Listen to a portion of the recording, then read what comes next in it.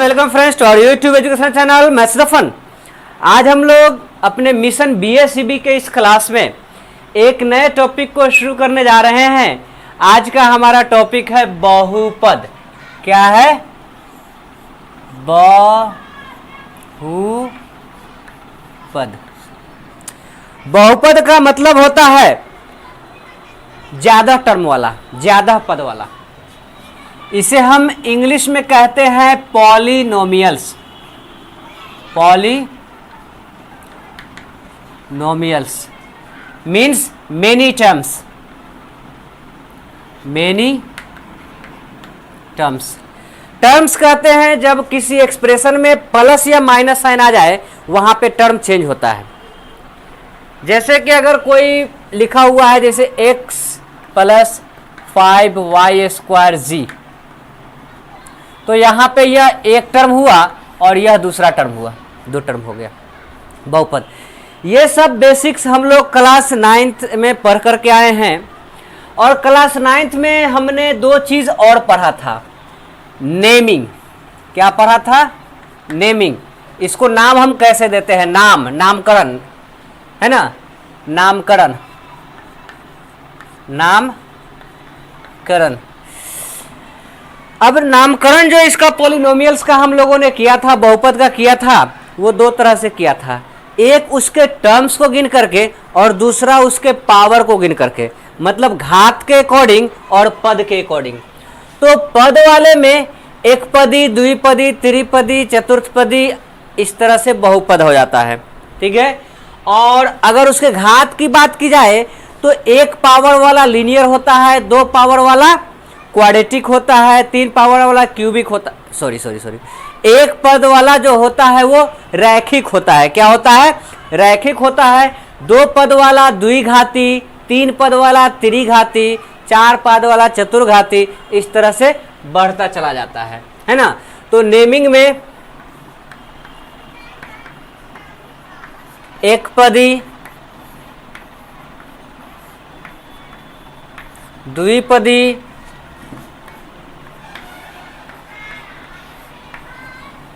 त्रिपदी इत्यादि, ये हो गया किसके? पद के हिसाब से। अब इत्यादि, अब इसी में दूसरा भी नाम होता है इसके घात के हिसाब से, रैखिक। क्या होता है? रैखिक, द्विघाती, द्विघाती,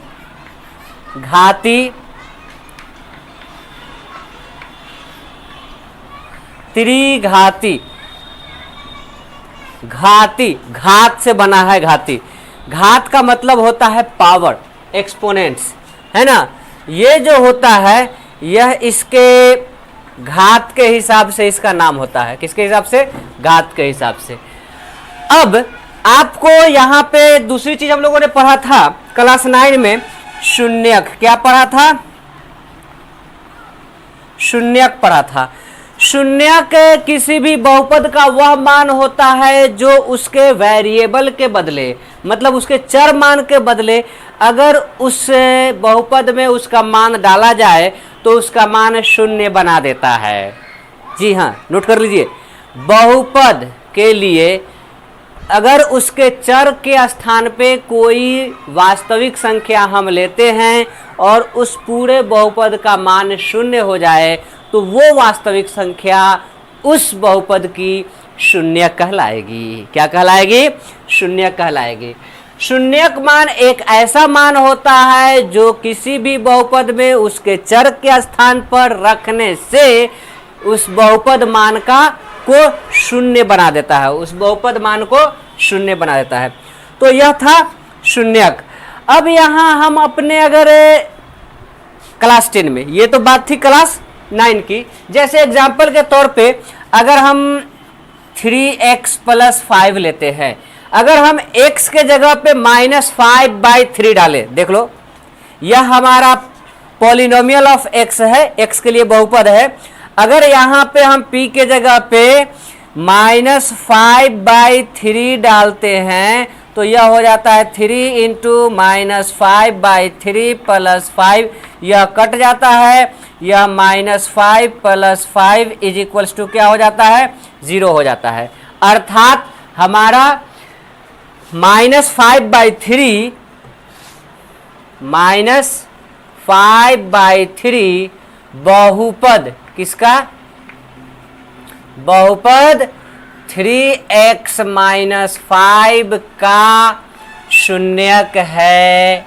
क्या है? शून्यक है। क्लियर?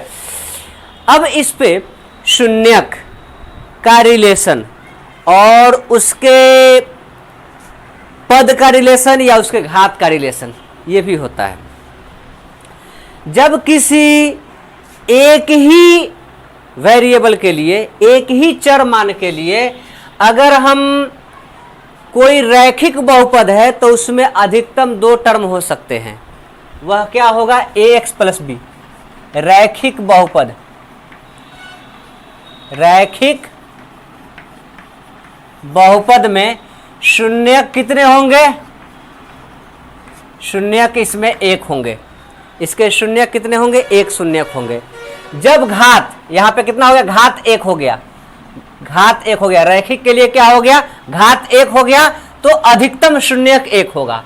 अगर इसी के लिए द्विघाती बहुपद, द्विघाती बहुपद की बात की जाए तो द्विघाती बहुपद में अधिकतम शून्यकों की संख्या, अधिकतम शून्यकों की संख्या 2 होगी, है ना। अब इसी तरह अगर त्रिघाती की बात की जाए तो त्रिघाती बहुपद में अधिकतम शून्यकों की संख्या जो हो जाएगी, यह कितनी हो जाएगी? अधिकतम शून्यकों की संख्या 3 होगी। क्लियर? अब अगर ये सारे बहुपद किसी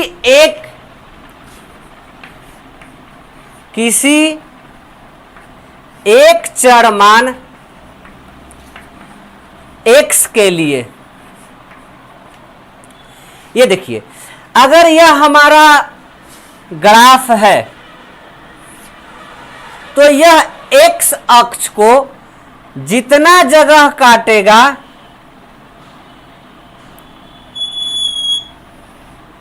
उतना शून्यक होगा। इसमें 1 शून्यक है।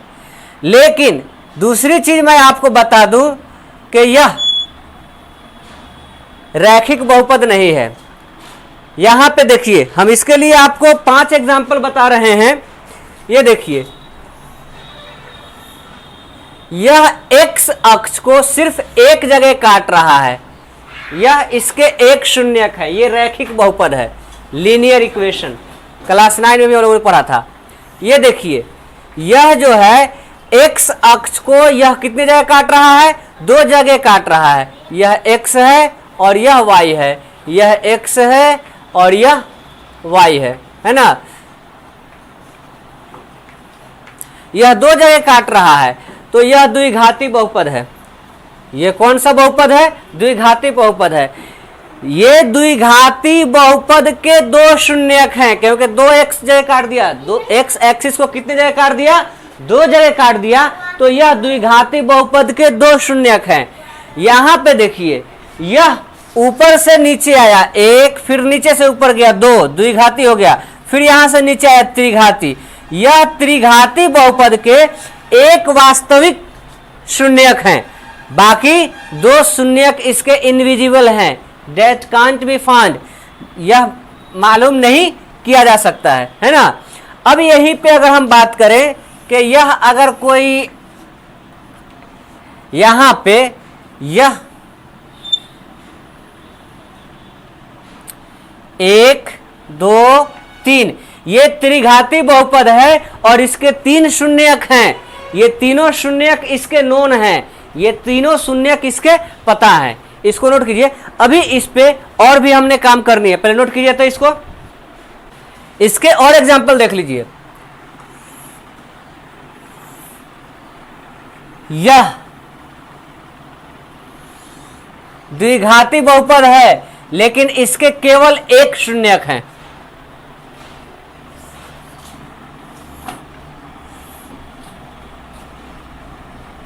यह द्विघाती बहुपद है लेकिन इसके कोई शून्यक नहीं है।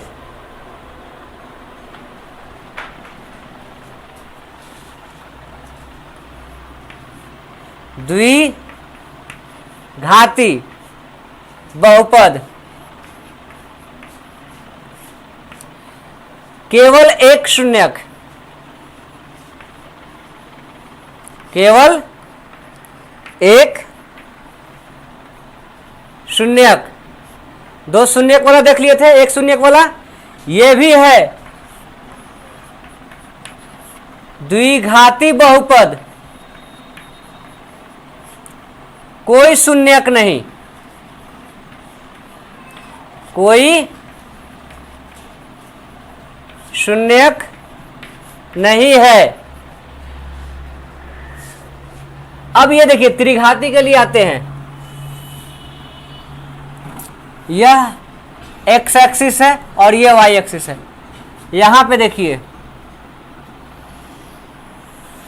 यह त्रिघाती बहुपद है लेकिन इसके केवल दो शून्यक हैं। बहुपद क्या हो गया? त्रिघाती बहुपद।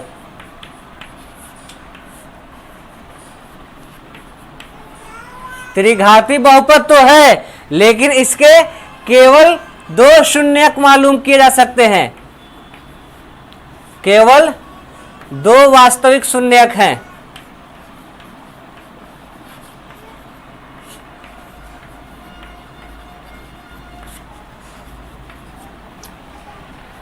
अब इसको और आगे बढ़ाते हैं।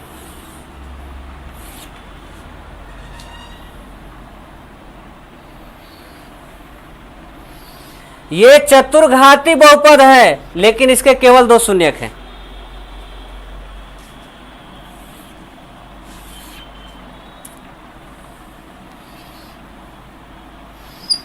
ये भी चतुर्घाती बहुपद है लेकिन इसके तीन शून्यक हैं। मतलब ये कहने का मतलब आपके जो बहुपद के जो ये है लाइन है वो एक्स अक्ष को जितने जगह काट रहा है उतने उसके वास्तविक शून्यक हैं, उसके उतने शून्यक हैं। तो इस तरह से आप एक्सरसाइज नंबर 2.1 के सारे क्वेश्चन आप बना सकते हैं। Exercise number 2.1। अगले रोज हम एक्सरसाइज नंबर 2.1 भी देखेंगे और 2.2 के क्लास को हम बढ़ाएंगे आगे। तब तक वीडियो को लाइक कीजिए, चैनल को सब्सक्राइब नहीं किया है तो चैनल को सब्सक्राइब कीजिए और लाइक करके दोस्तों के साथ शेयर कीजिए ताकि ज़्यादा से ज़्यादा लोग इससे फ़ायदा उठा सके। Thank you very much.